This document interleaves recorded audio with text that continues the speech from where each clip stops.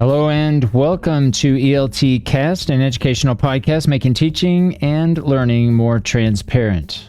This is episode 111. Today is December 7th, 2022.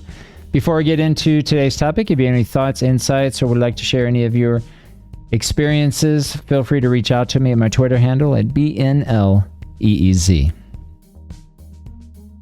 Today I want to talk about a recent recording I created. It was actually a video that I provided students who are working on an essay this fall 2022 semester. This was a video and audio that I created in November to basically provide some overall feedback on some things to do and things to not to do when writing an academic text.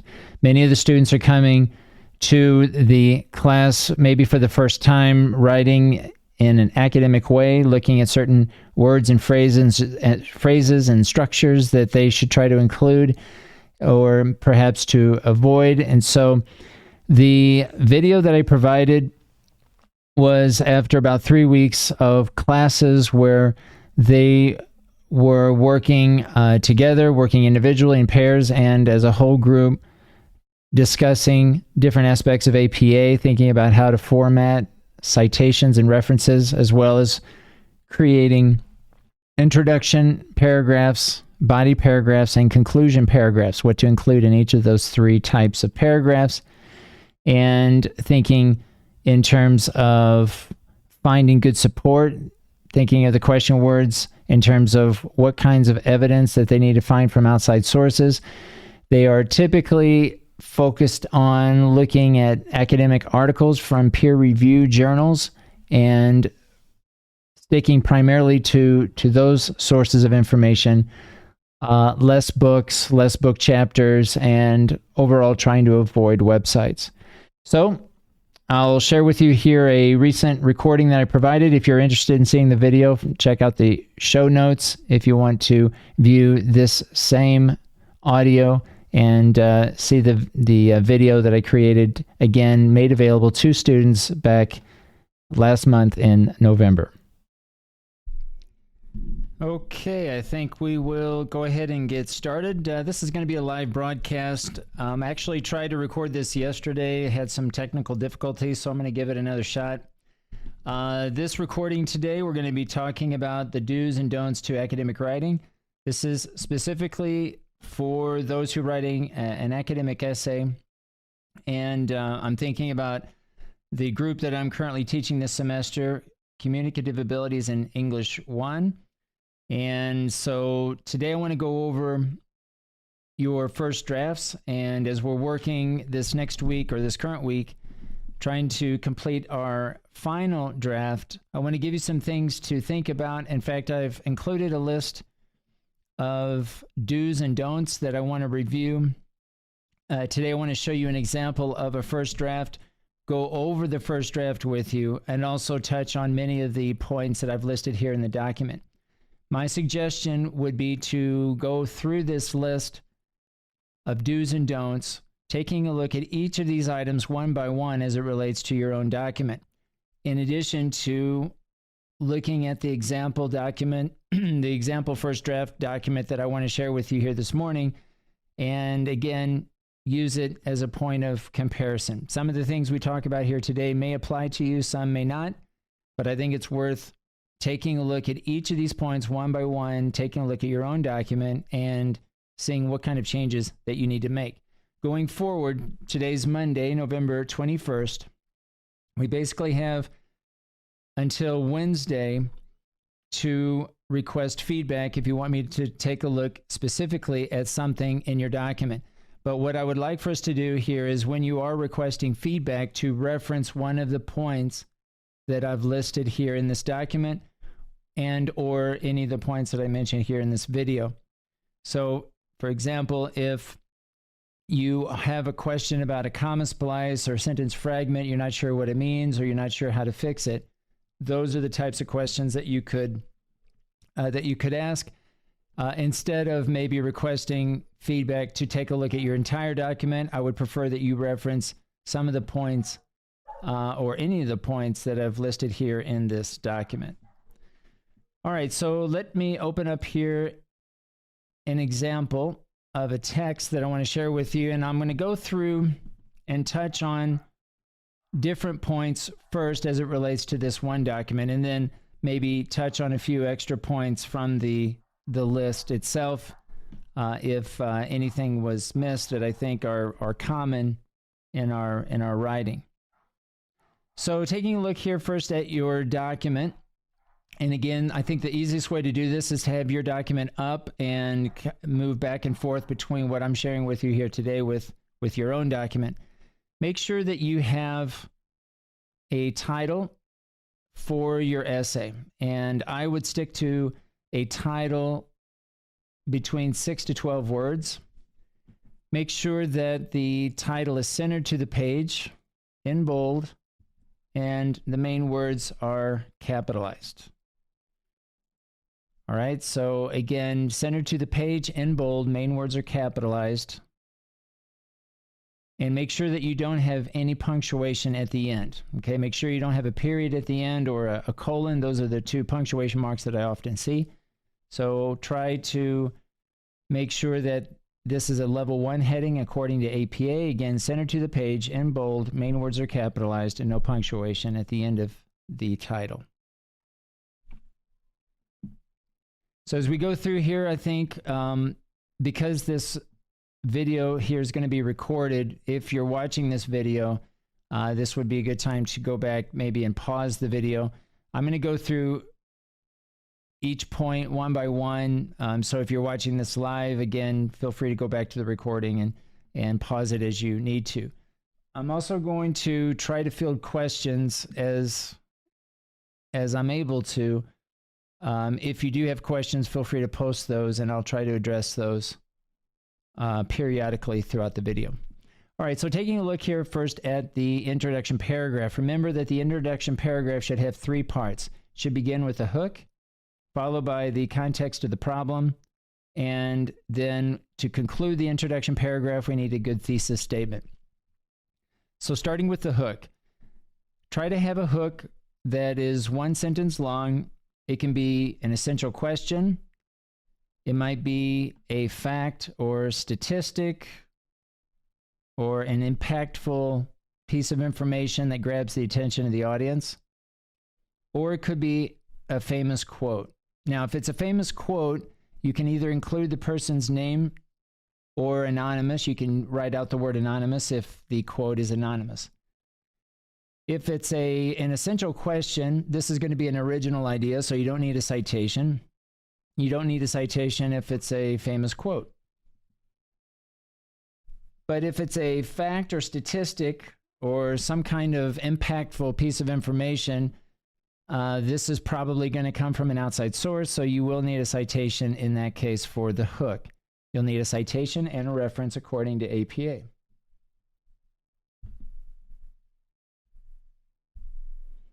After the hook, you will need 3 to 5 sentences that describe the context of the problem. Now, the context of the problem, think of the question words in terms of what you can say about the problem. The problem gives your essay significance. It gives it purpose. It gives it a reason for writing an essay in the first place. So the introduction is a place where we can create this context to provide maybe some background information that's very relevant to our thesis statement. So think of the question words when you're asking yourself, well, what else can you say about the problem? You can describe what the problem is. You can describe how the problem came about, either historically or how it currently is a problem. You might state why it's a problem. With whom is it a problem? Does it affect more children versus adults, for example? Where is it a problem? Maybe it has some location, a specific location where this problem presents itself. Remember that in the introduction paragraph, we also need at least 1 citation to support the problem. So here again, the problem, the citation will probably address 1 or 2 of those key question words. Again, thinking of what the problem is, how the problem came about, and so on. The last sentence of your introduction paragraph should be your thesis statement. This is going to be the key idea of your entire essay. We've talked in class about trying to include 5 different parts to your one sentence thesis statement. Should begin with a transition. All right, so try to mention or state explicitly in the transition something related to the problem. Try to mention the problem in the transition. Different ways of offering a transition might include a sentence connector, an introductory phrase like a participial phrase or a prepositional phrase, or maybe a subordinating clause. Maybe you begin your thesis statement with a subordinating clause. Now, the only thing I would mention about if you choose a subordinating clause, for example, if you use a subordinating conjunction because, make sure that you don't repeat the subordinating conjunction if you're answering the question why later on as a connector. We'll talk about that here in a second.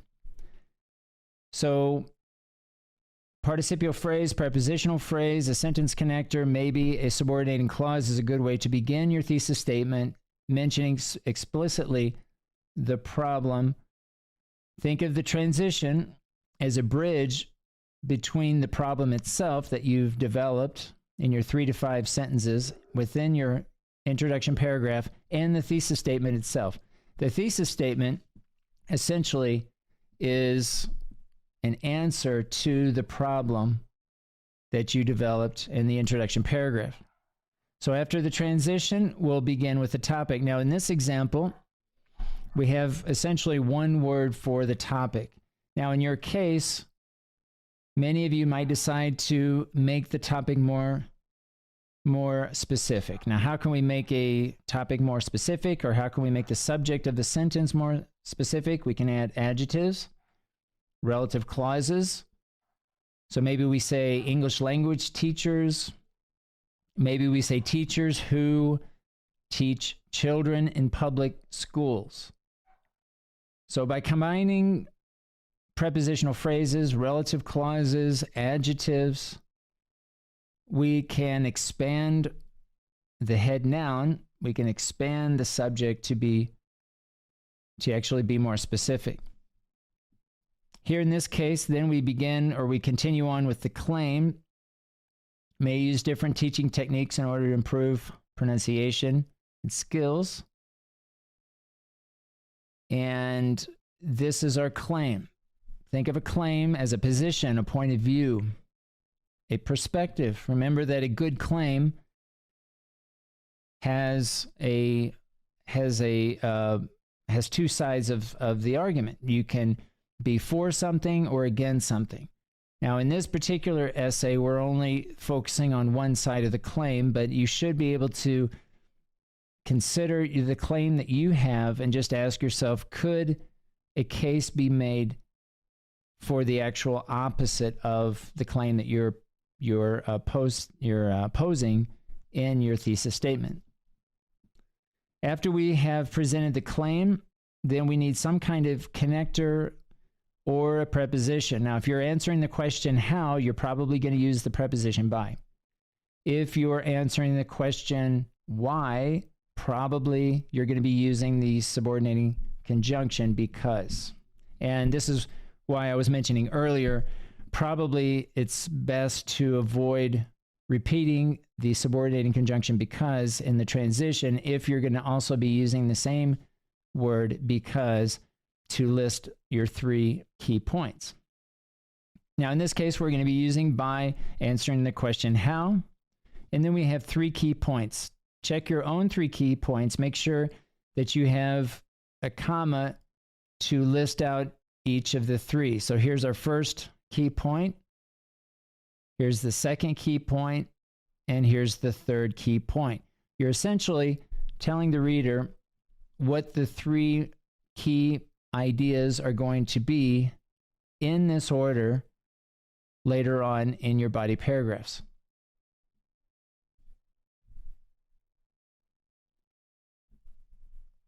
So let's take a look at the first body paragraph.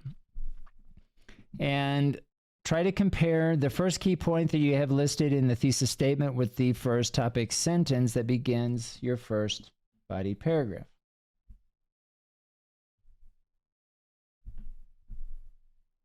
So here, if we look at this example, we need to say something about karaoke. And in this example, I probably would add a little bit more information, although it's very much related to the first key point. It's very explicit, so this is good, using even some of the key words. In this case, karaoke. We're using the words pronunciation, classroom communication. Maybe we can be more specific if we're going to limit the discussion, if we're thinking about communication, if we're just talking about speaking, if we're talking about a certain type of speech, if it's more presentational versus conversational.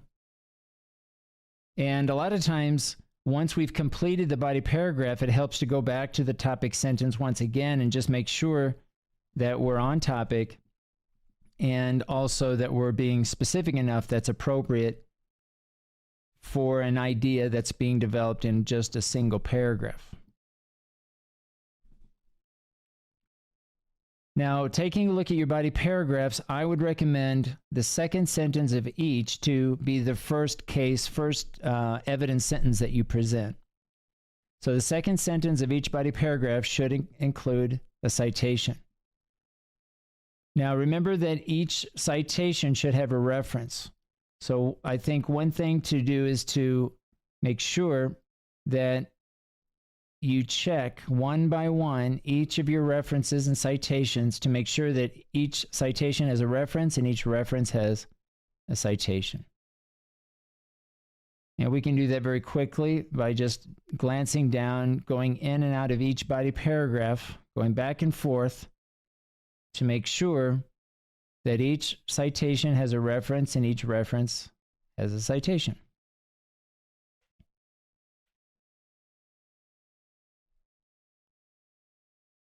And that's what I'm doing here, just making sure that each citation has a reference and each reference has a citation.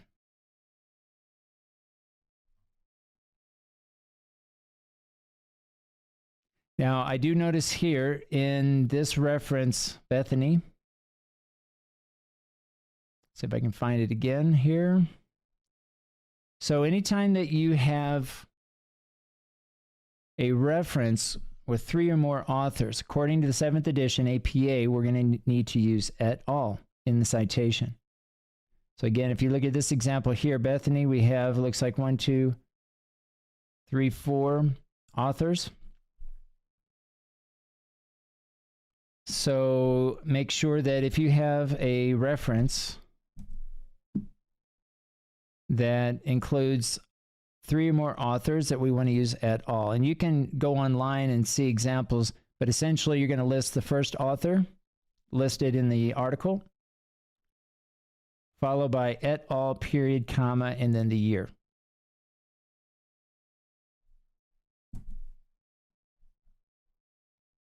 Okay, going back to our body paragraphs, looks like the rest of these references are okay.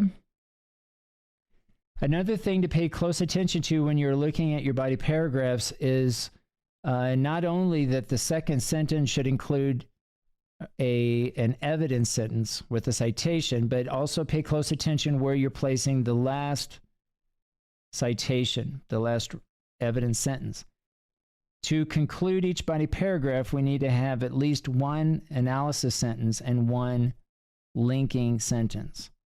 Remember that the analysis sentence connects the evidence to the main idea of your paragraph or the topic sentence. That's the role of the analytic sentence, is to compare and contrast, to comment, to make the connection between the main idea of the body paragraph and the piece of evidence that you presented. So make sure that when you conclude a body paragraph that you have at least one analysis sentence and one linking sentence or summarizing sentence to conclude each body paragraph. What I would suggest doing in the first and second body paragraphs is to conclude each of those with a linking sentence. Now, what are you linking? The linking sentence can link the main idea of the current paragraph to the main idea of the following paragraph. This is why I suggest to avoid beginning each paragraph or any of the paragraphs with a transition, because if we have a good linking sentence, there's no need to also include a transition to begin a body paragraph. The transitions are good within the body paragraph when you're connecting ideas from one sentence to the next. But again, if you have a good linking sentence, you're making that transition. There is some flow between, again, the main idea of one body paragraph and the main idea of the following paragraph. One thing also that I would suggest doing in the body paragraphs and the topic sentences to begin the body paragraph is to begin with the main clause. It's okay to have a complex sentence. In fact, I would suggest that you write complex sentences as opposed to compound sentences to begin the topic sentences. But begin with the main clause. Begin with the subject, making sure that we avoid any subject pronouns in the main clause of the topic sentence. But begin with a noun, a subject that explicitly relates to the main idea or the main point of that body paragraph. Now, in this particular case, I would suggest expanding or providing a little bit more detail for each of the topic sentences. Again, these are more specific ideas, or they should be more specific ideas that are being presented in the thesis statement. These are more general ideas. The topic sentences are the same ideas, but more stated more specifically. One of the common mistakes that I see when writers are developing body paragraphs are trying to do too much within one body paragraph.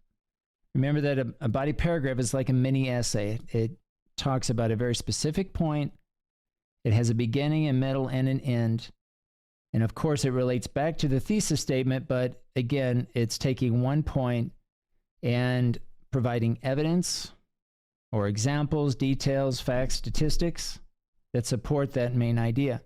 Think of citations as specific examples, details, facts, or statistics that support the topic sentence. You should be able to look at each citation and ask yourself, am I answering the question what, how, why, when, where, with whom? What question word or words is the evidence sentence supporting? And does it relate back to the topic sentence? All right, so double check each of your body paragraphs. Take a look at where you're positioning or where you're including your citations, making sure that your topic sentence is specific enough, making sure that each of your citations links to the references, that you have references to, for each citation. When you begin your final paragraph, right, the conclusion paragraph should begin by restating and rewording the thesis statement. Restate the thesis statement that you concluded your introduction paragraph. Begin your conclusion with the same statement, but reword it. Don't copy and paste it. Try to change the structure of the sentence. Maybe you're moving around different clauses. Maybe instead of a subordinating clause, you're using participial phrases. But think grammatically how you can modify the structure of the sentence, but essentially say the same thing. Throughout your entire essay, try to avoid rhetorical questions. The only exception would be to hook the audience. Perhaps you could have an essential question to begin the essay, perhaps to conclude the conclusion paragraph. You could include maybe a deep thinking question. A lot of times writers will include a quote to also conclude the essay. That's also another option. You want a good closing statement to conclude the essay. Now, between the restating the thesis statement and concluding your essay, inside the conclusion paragraph, you want to focus on the significance or the importance or the relevance of your thesis statement. This is where you might use the present tense, you might use the future tense to maybe project future ideas or thoughts that are relevant to your thesis statement. But try to avoid the future tense throughout your essay, specifically in paragraphs 1 through 4. Try to stay either in the present tense or the past tense. And again, you might have some cases where you're using the future tense in the conclusion paragraph. Also, in the conclusion paragraph, make sure that you avoid any citations. You want to have at least 5 citations throughout your 5-paragraph essay. You should have at least 1 citation in all of the paragraphs with the exception of the conclusion paragraph. So you'll have at least 1 citation in the introduction paragraph in each of the 3 body paragraphs. Because you're going to have at least 5 citations, you'll have you may have 1 or 2 body paragraphs with more than 1, maybe 2, maybe 3, possibly 3 citations within 1 paragraph.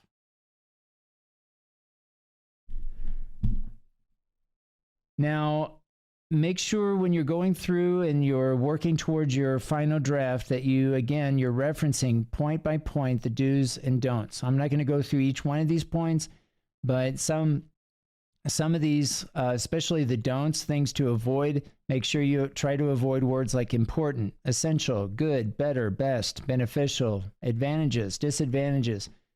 Try to avoid absolutes like all, everyone, never, always, no. Try to avoid subjective ideas or words or phrases that express some kind of subjectivity. Words like obviously, clearly, without a doubt. Try to avoid there is, there are. Anytime you have a there is or there are sentence, many times if you can reword that, you're going to have a more descriptive, more specific type of sentence. Try to avoid informal phrases like talking about, as mentioned before, etc. Try to avoid idiomatic expressions like phrasal verbs. Try to avoid, for example, saying, instead of saying kids, we can say children. But phrasal verbs are also idiomatic. So anytime you have a phrasal verb, usually it's best to avoid that and try to find the literal meaning or a verb that's more literal. All right, let's take a look at the formatting. And I'm going to take a look here. I'm going to first start by selecting the 5 paragraphs. We're going to divide up the formats in between 2 different sections. So the essay itself, the 5 paragraphs, and then we'll look at the references separately. So the first thing you'll want to do here is make sure that you have double spaced your text.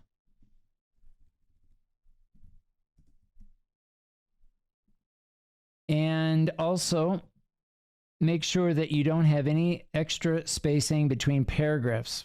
So here in this case, we want to reduce the space after the paragraph to 0. And also we want to check off the box, don't add space between paragraphs. Now, I'm not using Microsoft Word. This is only Office. It says don't add interval and don't add interval between paragraphs. But I think in Word, it says something like don't add additional space between paragraphs. So we want to make sure that we don't have any extra spacing between paragraphs. That includes headings and paragraphs themselves. All right, now once we've done that, we notice right away that our spacing is okay now. All right, we don't have extra spacing between paragraphs, nor do we have extra spacing between the heading or the title of the essay and the first paragraph. Now I'm going to select the text once again. Make sure that you have your ruler. If you go to view, you should have an option to view the ruler. Make sure that the unit of measure is set to inches, not centimeters. Once you've done that and you've selected your text, then you can simply move the slider bars. In fact, you'll move the bottom slider bar. Sorry, that's my mistake. We want the top slider bar over 1/2 inch, the bottom slider bar all the way to the left. And you'll notice now we have our indentation for each paragraph. Take a look at your own document and make those changes. Also make sure, and there's no problem here with this example, but again, select the text and make sure that all of the text is aligned to the left. Okay, sometimes we have this justified where the right side falls along the margin, but we want to make sure that it's left justified as it appears here in this example. Also go to layout, margins, and make sure that you have a normal margin setting. The normal margins should be 1 inch top to bottom, left to right. 1 inch margins all the way around the text. You don't even have to select the text. Again, just go to layout, margins, and make sure that it's set to normal.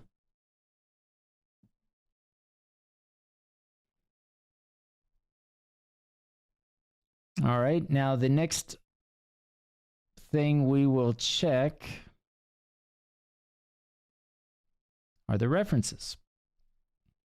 Now remember that the references, you're only going to have 2 headings for your 5-paragraph essay. You'll have the title of your essay and you'll have the heading references for your references. So a couple of things here. So what I would suggest that you do is to make sure that the heading is centered to the page.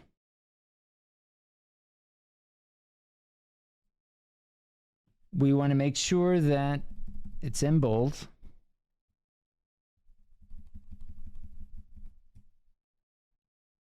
We want to make sure that only the first letter is capitalized. Sometimes I see that the entire words are capitalized or all of the letters are capitalized. First letter's capitalized, the rest are in lowercase. And also make sure there's no punctuation at the end.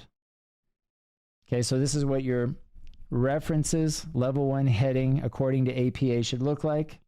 Now I'm going to put the cursor just before the word references, and I'm going to select on my keyboard, Control-Enter. I think you can also insert page break here if you go to Insert Page Break. Now notice that my reference now is listed on the first line. Sometimes I did see some examples of essays where references was where the heading references was on the second or third line. So again, just make sure that, and what I always do is I just go back and just click or insert a page break, making sure that the level 1 heading is centered, and then you should be good to go. Now the references, I do this a little bit differently. And the way that I would do this here is I first would select all of my references and select single spacing. I would make sure that there's no additional space after the paragraph. Even though these aren't technically paragraphs, they treat it as paragraphs. Anytime you hit the enter button, you start a new line, you're basically starting a new paragraph. So I'm going to make sure that there's no additional spacing, and I'm also going to check this box, don't add additional spacing between paragraphs. Now you notice everything here now is single spaced, and then what I'll do now is I will force a double space between each reference. In other words, we're going to single space within each reference, double space between each reference. So I'm going to force a double space between each of the references. Now the last thing I'll do here is add a French indentation. This is essentially the opposite of what we have in our essay. So the first line is going to be all the way aligned to the left, and then all subsequent lines within each reference will have a 1/2 inch indentation. I use the slider bars. Make sure that all of your spacing, because sometimes we force these indentations by hitting the space bar, so just make sure you have just a single space between each of your words, and it should then automatically look like this once you've used your slider bars as I've shown here. All right, so if you do it like this, I think personally it looks better like this. There's nothing wrong if you have double space throughout. That's also acceptable. But personally, I just think it looks better visually looking at your references if it's single spaced within each reference and double spaced between.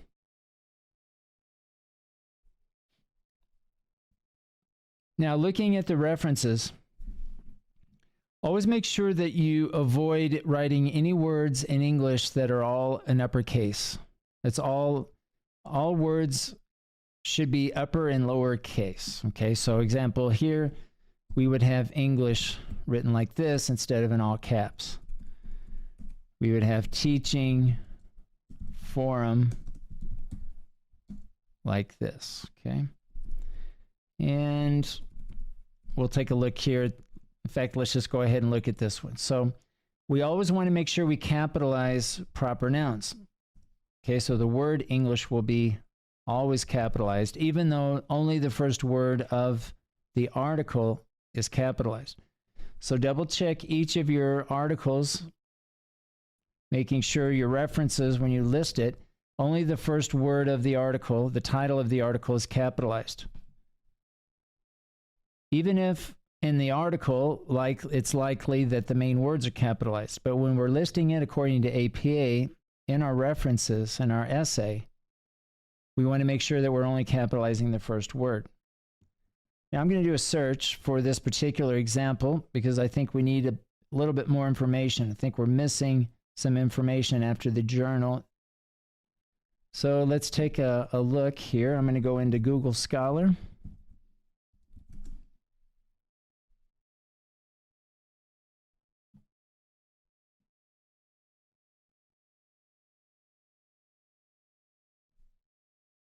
And see if we can find this article. Let's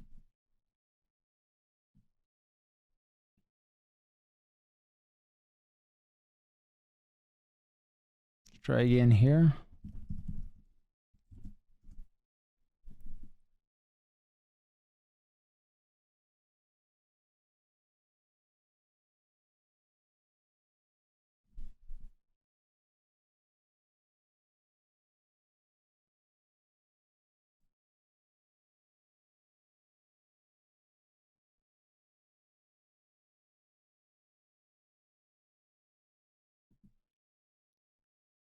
Okay, so I'm going to open up this article.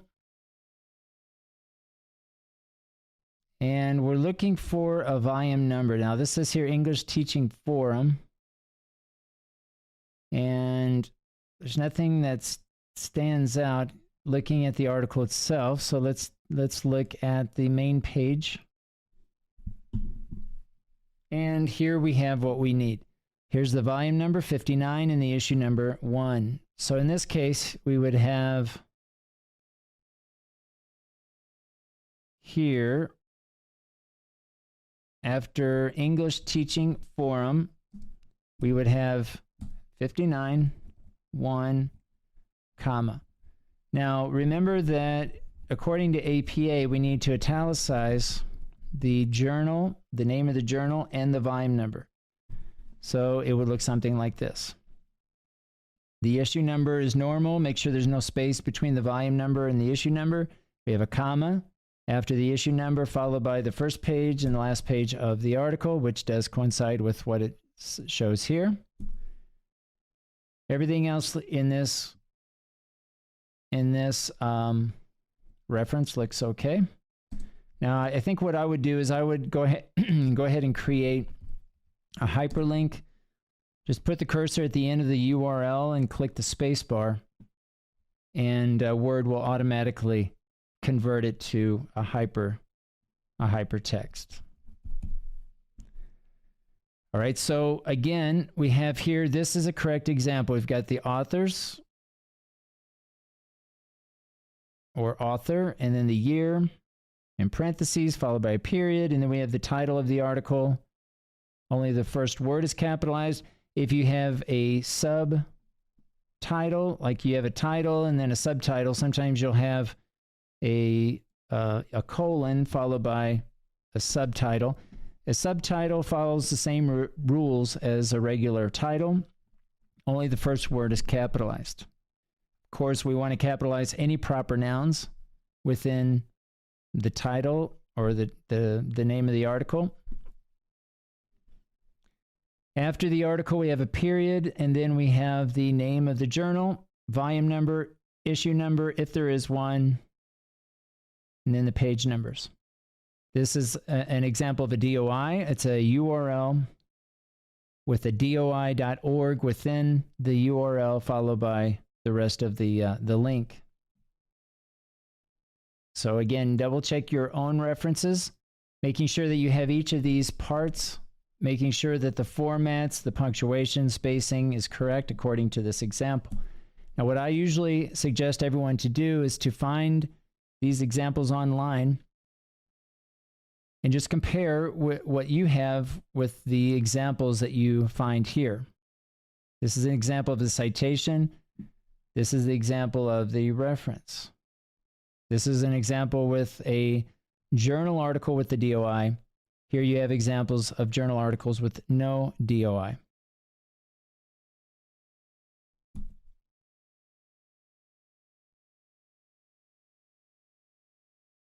Okay, so double check each of these. In this case, this would be italicized, what I have highlighted here.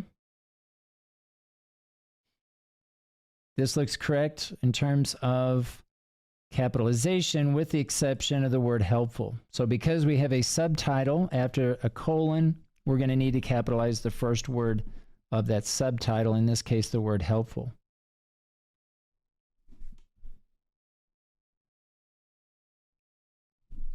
Now in this document of do's and don'ts, I've included some links at the very bottom. Some of you have secondary sources, and I don't think it's a problem here, but when you have secondary sources, make sure that you include in your references where you cited the source. Okay, so here's an example where you're going to need to include as cited in. You use the phrase as cited in to refer to the article where you found the original citation. So here you will have you'll likely have two authors listed. You'll have the original author's name and the year, and then the article that you are actually reading, you'll have also the author and the year as well, making sure again you have the phrase as cited in the citation, and in the references you're including only the reference that you're including in the phrase as cited in. So in this case, Bertram would be in the reference as the example shows. So you would not include Fong. Now this is a paraphrase, and this is one way to include the insight citation. I would suggest including both authors' names at the very end as a parenthetical citation. So in this case, you would have Fong 2003, comma, as cited in, Bertram, comma, 2009, all at the very end of the sentence in parentheses. That's how I would include the citation. And of course, you're only going to include the reference that you have as cited in.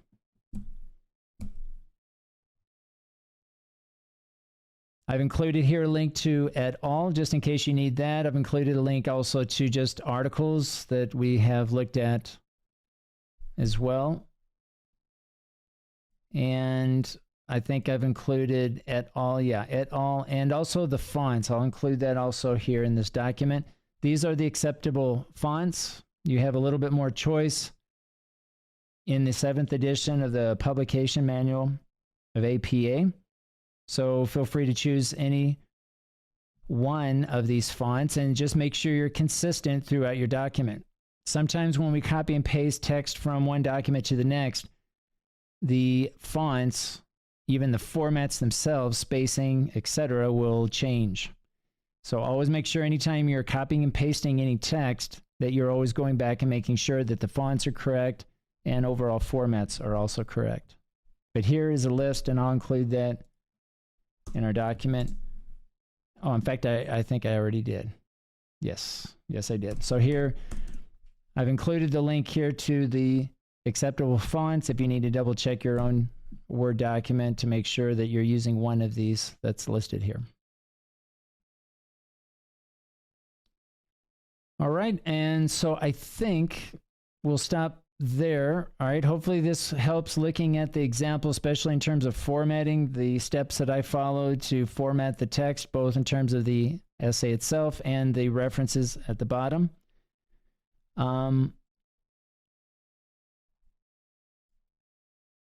Just double checking here, and a lot of times it's helpful when you're double checking the fonts to select the entire text and just making sure, taking a look here at the fonts, that they're all the same. If for any reason you used more than one font and you select the entire essay, you'll notice up here it will either be blanked out, either the name of the font will be blanked out, or the number will be blanked out. And that simply means that you have more than one either font or font size. So the easy fix is just to go in and select all of the text and select either the font type or the size, just to make sure again that you're being consistent.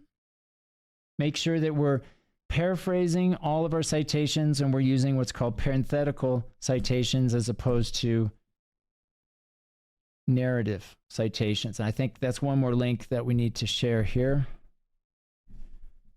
Parenthetical versus narrative citations. We want to try to stick with parenthetical